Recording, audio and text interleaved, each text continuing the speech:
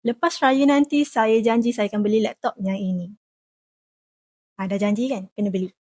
Yang ini adalah MacBook Air keluaran tahun 2025. Masih ada waranti under Apple sampai bulan 4 2026.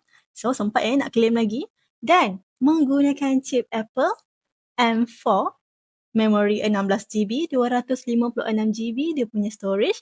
Dan battery health dia masih 90 ke atas. Jangan risau, masih berbaloi nak guna, masih padu, masih smooth nak digunakan. Sesuai sangat untuk orang yang bekerja sebab harga dia cuma RM3,290 sahaja. Berbaloi sangat-sangat dengan ada waranti, M4 lagi, memori lagi besar.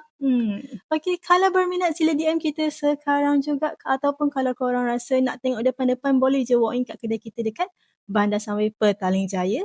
Yang jauh tu kita boleh buat postage ke seluruh Malaysia termasuk Sabah, Sarawak dan Labuan. Dan kalau abang-abang kakak-kakak sekalian ada laptop yang lama tak dipakai, korang boleh je upgrade, trade in ataupun jual dekat Mekanas. Yang paling penting sekali, jangan lupa untuk like, follow dan share tau. Bye-bye.